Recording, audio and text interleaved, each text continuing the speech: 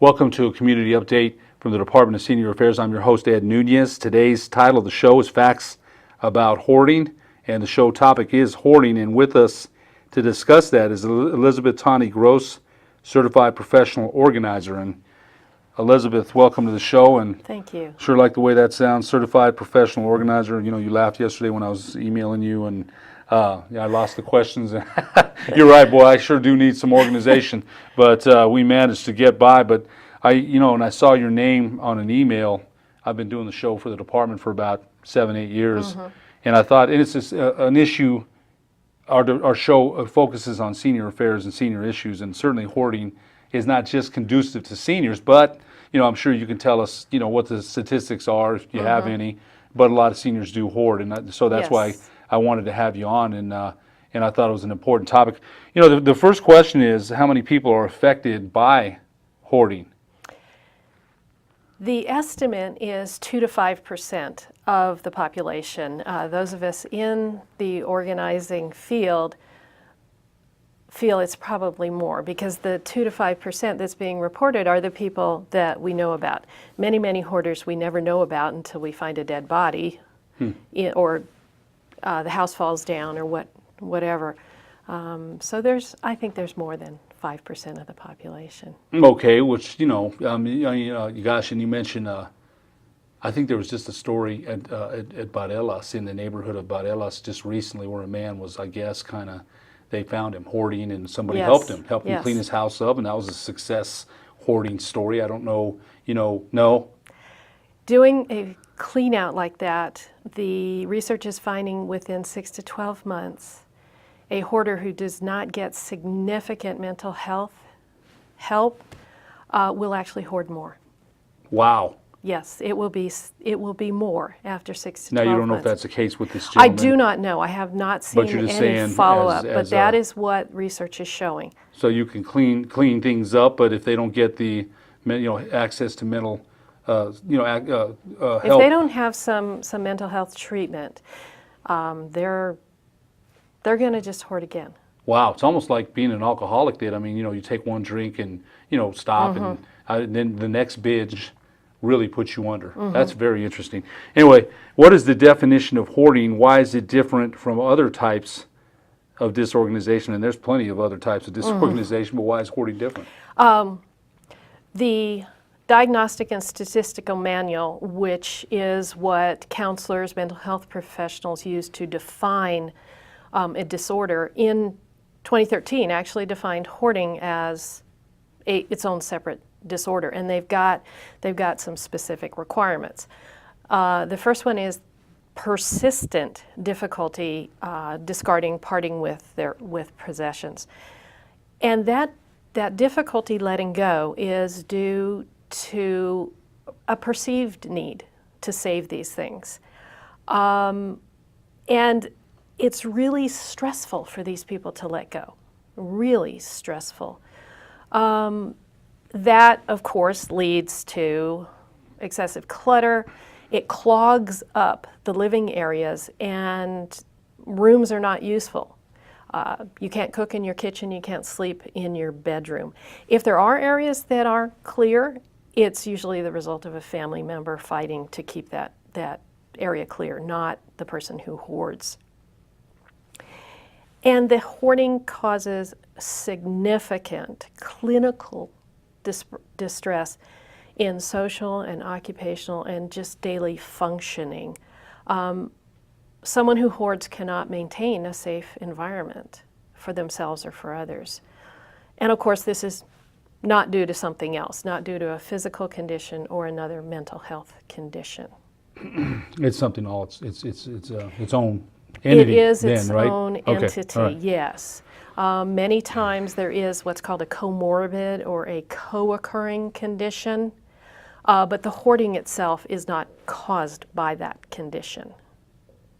That just happens to go along with it. I see. Boy, that's very interesting. And again, I think the perception is that people can just stop. Hey, you could talk to people and say, stop, stop, stop. It doesn't make sense to anybody but them, but it's a sickness. They need help. It is. It is a mental health issue. And people need to remember that, because I know, seniors are, you said they you know, a lot of people have a hard time letting go of those possessions, obviously so. It's not something they want to do. People need to probably remember that. It's a sickness. Yes, it is an illness. So there is ways to remedy that, and we'll talk about that in a while. But how does hoarding differ from collecting? Everybody collects something, Elizabeth. So Exactly. what's the difference? Collecting, you organize your collection, you are proud of it, you display it. When people come over, you probably bore them to death with the details of your model trains. A hoarder doesn't have that ability to organize the possessions, but also they don't want anybody to see them. They may say they collect, but they're not treated with the respect that a collection would be. They're not usually clean, they're not organized, they're not displayed proudly. That's the difference. You mentioned that about a Model T or baseball card collection, and people are going to look at that with some level of respect and right, and you're going to be awestruck in some collections I've seen. I've been like, wow, I didn't. Yeah. So, but hoarding is just more of a nuisance to people, especially family members, probably wondering why are you doing that, and you'll get into some other stuff later because it's not. Of course, it's not normal. It's normal to the person doing it, Exactly. but not to anybody else. And so I'm sure there's a lot of causes and reasons. Yeah. Elizabeth, what causes hoarding? Brain differences. God has given these people brains that function in different ways than you and I. That's been proven with brain scans of hoarders. Their brains function differently. That's the biggest thing is that their brains just function differently, and it is because of that a mental illness. It's a difference in, just as in bipolar, brains function differently than the majority of the population. In hoarding, the brain functions differently. There could be family vulnerabilities that are caused by it and all that, but it's brain differences. Interesting. I guess the other thing is that you mentioned brain scans and things like that, or have they found, is there any medication that they take? I'm sure that there is. There isn't. Hoarding doesn't seem to be helped by medication like a lot of other mental health issues. There are some promising studies being done on specific medications, but they're just studies at this time. It's going to take a long time to find out.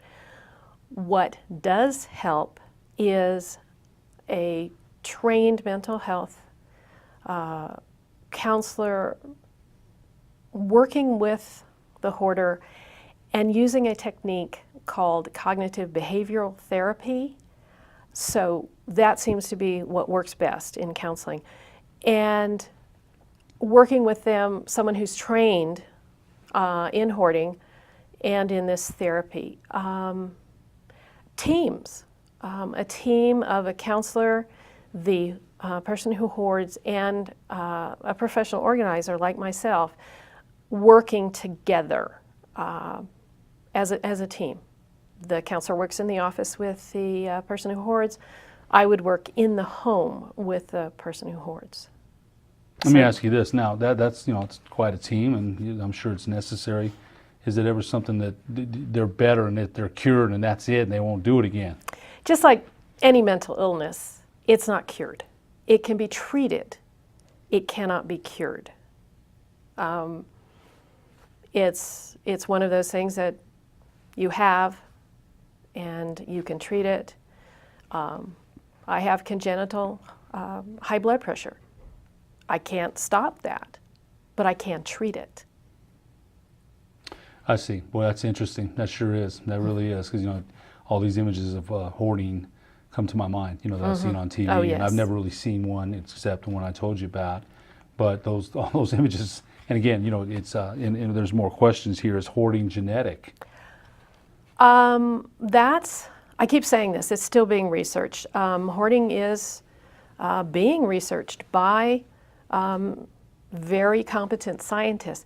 But what they're finding is they don't know about genetic, but we do know that many hoarders have a first-degree relative who hoards, a mother, father, sibling that hoards. And so there's that in, what came first, the hoarding or the environment, that kind of thing.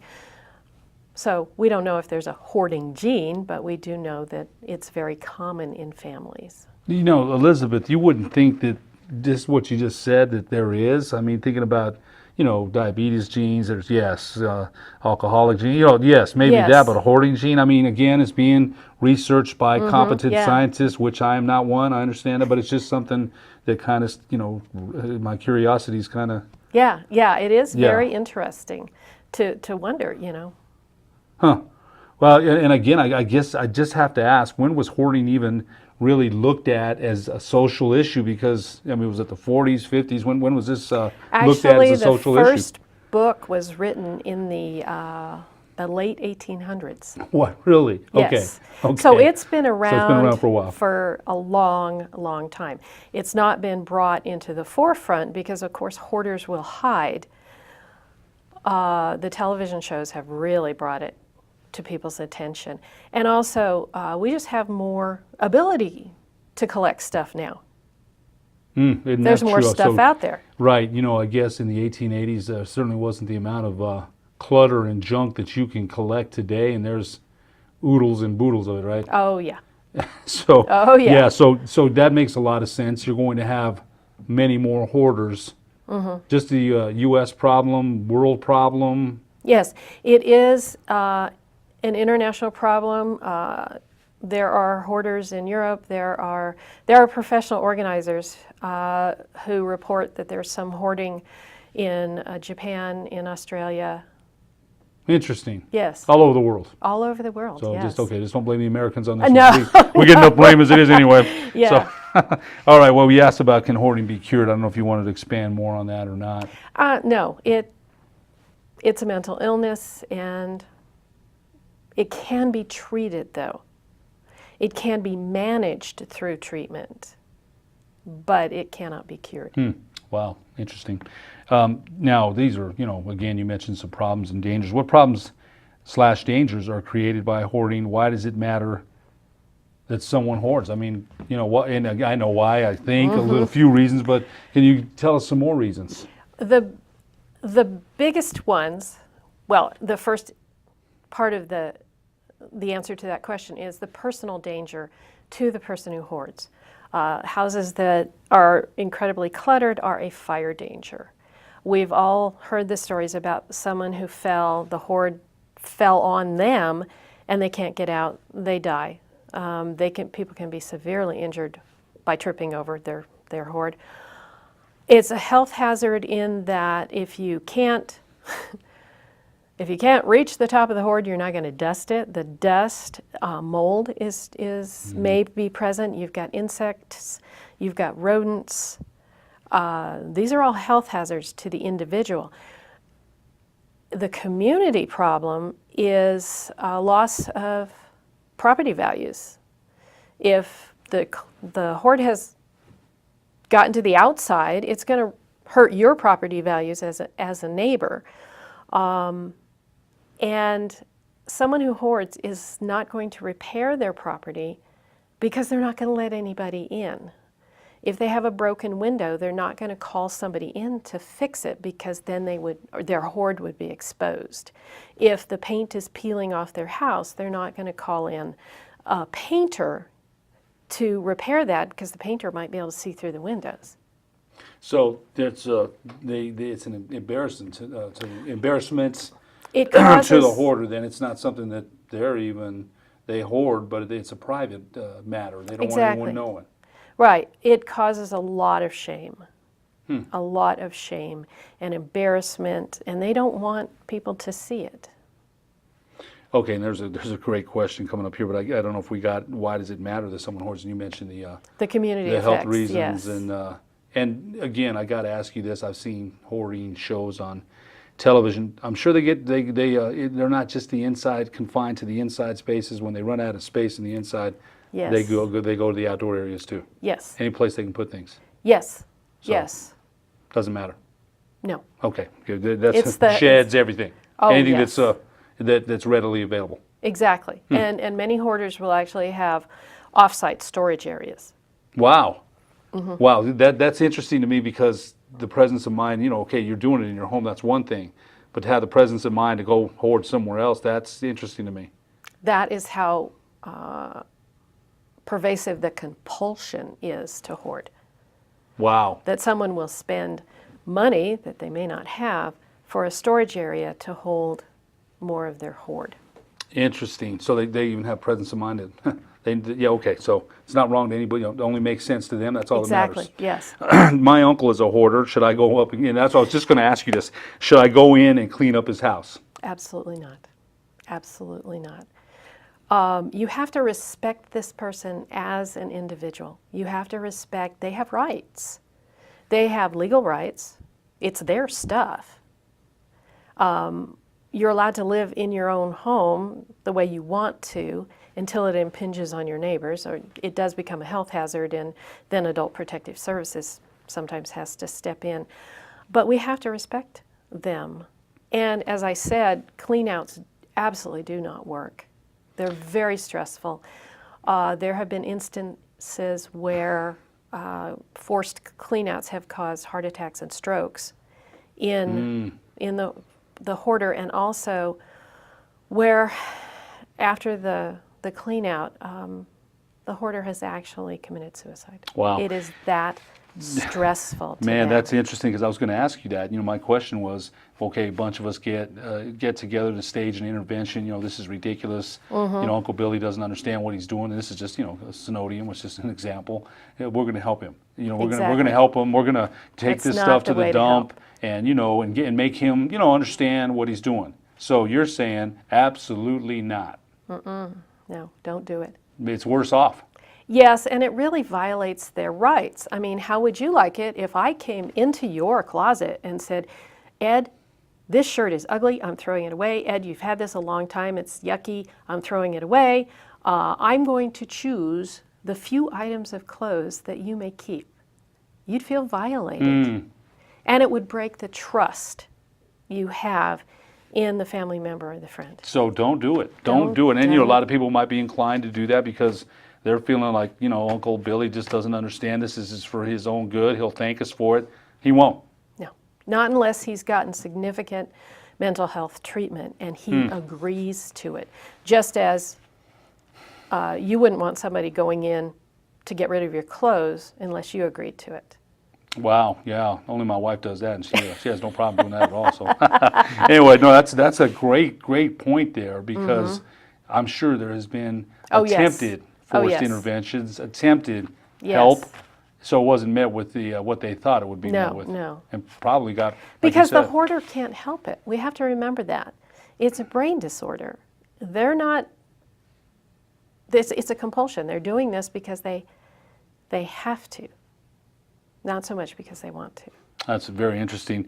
So, again, all those things you just said, what can I do to help my uncle, the uncle we talked about? What's the best way to help him? You mentioned get him some treatment for some mental health. What else? Respect them as an individual. Admit they're a person, not just a disease.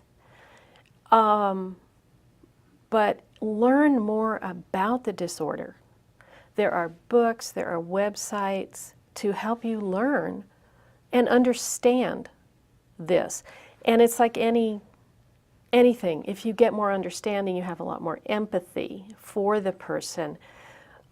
And maintain the relationship. Do whatever you can to have a relationship with Uncle Billy. You may have to meet him, you will have to meet him outside his home, but do that. Don't abandon them. And many families ostracize the hoarders. They don't have friends because they're not going to have them in, so they're alone.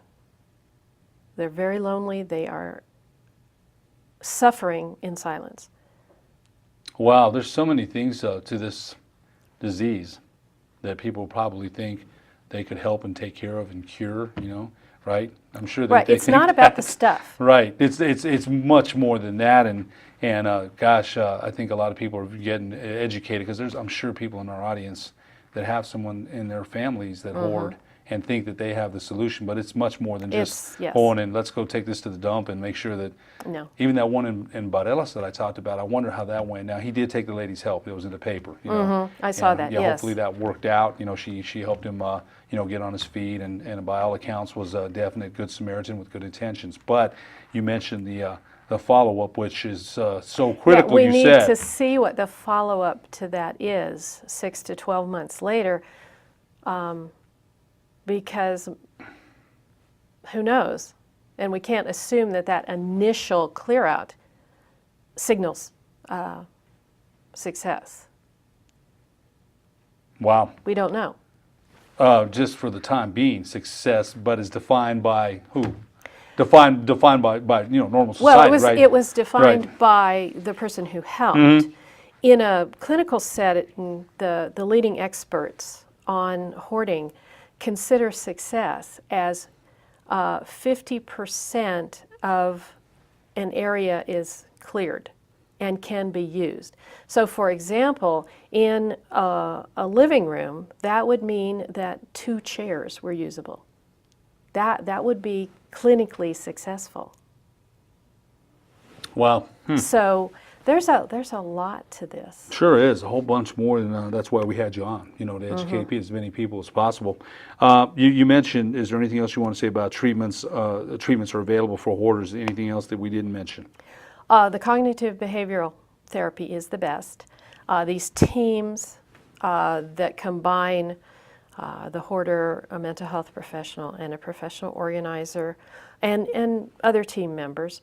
There are other treatment options, making a team with family, social services, and the hoarder, trying to help the hoarder.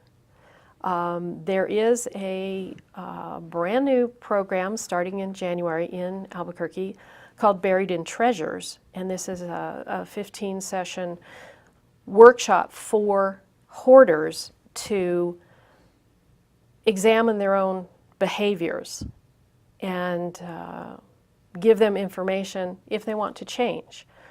That it's been proven to be effective in other studies, and a colleague, Kit Anderson, and I will be presenting that starting in January. And if anybody wants information about that, they can get a hold of me or Kit Anderson. And if you Google Elizabeth Gross Albuquerque, I'm the only one, and that can get you to my website, which has information Do you about want to give this. a phone number? 797-3628. Okay. So you know, you mentioned change. You know, if they do want to change, so you're still holding out hope that hoarders Yes, can yes. change. You're not saying that they can't, but they No, need they to follow up can mental if they health want and- to. Right. If they want. It's just like someone who drinks. The first thing they need to do is acknowledge the problem, and many hoarders do not acknowledge the problem because No, it's a that's- mental illness.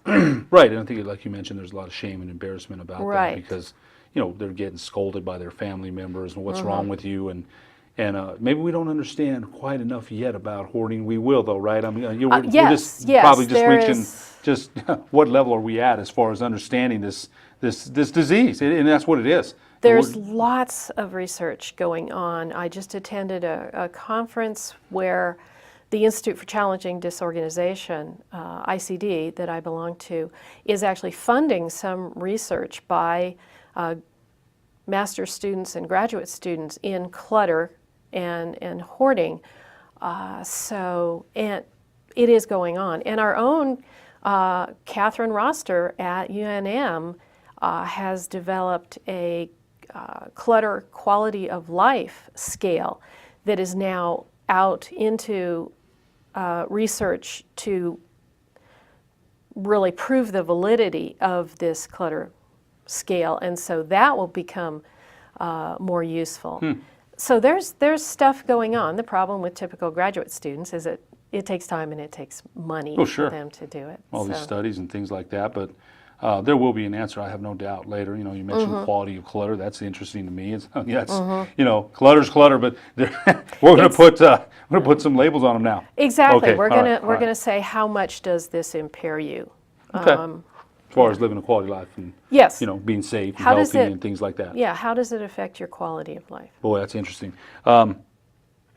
You describe yourself as a certified professional organizer. Mm-hmm. So what exactly, because people are going to want to know, what is it that you do? I do not work exclusively with hoarders. I work with anybody from, I can't get my paper organized, to hoarders. I go in and I help people organize their stuff. And in a chronic disorganization situation, I teach them. And in many cases, I consider my job teaching.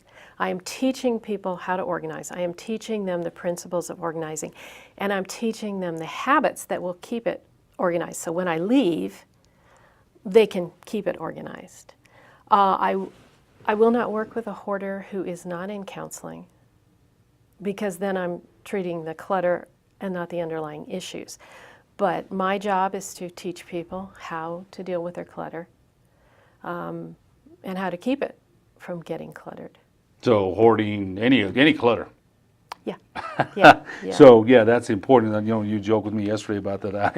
I need an organization. I'll tell you what, I do. I told you that. You are absolutely right. That's why I have administrative assistants. I just give them. I said, don't lose this because I know I will. So yeah, I'm very honest about Yes, that. you need a support system if you tend to be disorganized. Yes, and I am. I got all my thoughts up here though, Elizabeth, and somehow they make it somewhere. You know, albeit maybe 2 days later, but they do make it somewhere. Yeah. Elizabeth, anything else about, you know, great show, by the way. Thanks for agreeing Thank to be you. our guest. Anything else about hoarding that you want to say before we close the show? I think the biggest thing for people to understand about the person who hoards is that this is a compulsion. This is a mental health issue, and do not judge them. Do not judge their character as being bad because they have clutter, and that they are human beings.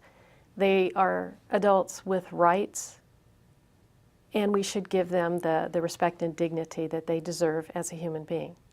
Boy, that's so important to remember that, because hoarding is one of those things that people look at and probably are disgusted. Why is this happening?